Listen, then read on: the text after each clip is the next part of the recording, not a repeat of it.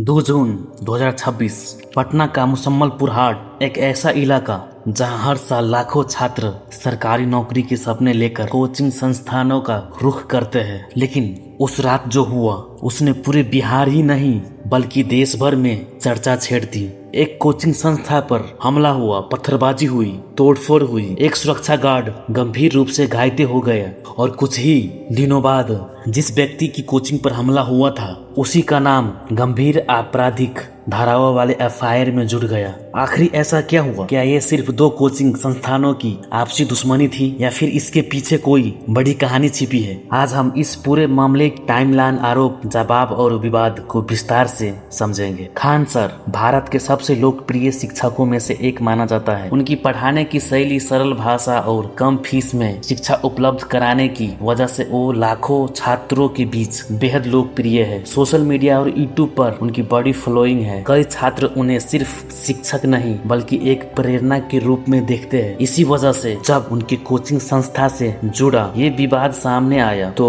मामला तुरंत राष्ट्रीय चर्चा का विषय बन गया। रिपोर्ट के अनुसार 2 जून की रात खान सर के कोचिंग संस्था के बाहर हिंसक घटना हुई। दावा किया गया कि कुछ लोग ने संस्था पर हमला किया, पत्थरबाजी की गई, होर्डिंग और संपत्ति को नुकसान पहुंचाया गया, सुरक्षा गार्ड के साथ मारपीट की गई। घटना के बाद खान सर की तरफ से आरोप लगाया गया कि हमलावरों ने गोलीबारी भी की। दूसरी तरफ पुलिस की शुरुआती जांच में कहा गया कि उन्हें तत्काल ऐसा स्पष्ट सबूत नहीं मिले जो बाहरी हमलावरों ने की गोलीबारी की पुष्टि करे। यहीं से कहानी ने नया मोड़ लेना शुरू किया। अगले दिन एक वीडियो सामने आया। इस वीडियो में कथित रूप से खान सर के सुरक्षा गार्ड ने हवा में फायरिंग करते दिखाई दिया। इसके बाद पुलिसों ने दोनों सुरक्षा गार्ड को हिरासत में लिया। पुलिस का दावा था कि पूछताछ के दौरान कुछ महत्वपूर्ण जानकारी सामने आई। वही खान सर के पक्ष का कहना था कि उनके गार्डों ने आत्मरक्षा में फायरिंग की। उनका तर्क व्याख्या की जब हमला हो रहा था और एक गार्ड बुरी तरह घायल हो चुका था तब सुरक्षा की चेतावनी स्वरूप फायरिंग की गई। यहीं से मामले में अलग अलग दावे और प्रतिवेद सामने आने लगे। कुछ दिन बाद एफआईआर में खान सर का नाम भी जोड़ दिया गया। ये घटना लोगों के लिए चौंका देने वाली क्योंकि शुरुआतों में उन्हें पीड़ित पक्ष माना जा रहा था। उनके समर्थकों ने सवाल उठाया कि वहीं पुलिस का कहना था कि वो उपलब्ध सबूत और बयान के आधार पर कार्रवाई कर रही है। इस दौरान सोशल मीडिया पर बहस तेज से हो गई। एक पक्ष इसे कानून की सामान्य प्रतिक्रिया बता रहा था, दूसरा पक्ष इसे संदिग्ध घटना कह रहा था। मामलाओं ने तब और तूल पकड़ा। राष्ट्रीय मीडिया का बड़ा हिस्सा इस विवाद को कवर करने लगा। कुछ चैनल पर खान सर की पहचान, संपत्ति और पुरानों विवादों पर चर्चा होने लगी। कई रिपोर्ट में उनके बारे में गंभीर आरोप लगाए गए। वही उनके समर्थकों का आरोप था कि मीडिया का एक वर्ग उनको बदनाम करने की कोशिश कर रहा है। एक पक्ष खान सर का समर्थन कर रहा था, दूसरा पक्ष जांच पूरी होने तक का इंतजार करने की बात कर रहा था। इसी दौरान एक और बड़ा मुद्दा चर्चा में था, प्रतियोगी परीक्षाओं और पेपर लीक से जुड़े आरोप। खान सर उन शिक्षकों में शामिल थे जो सार्वजनिक रूप से इन मुद्दों पर सवाल उठा रहे थे।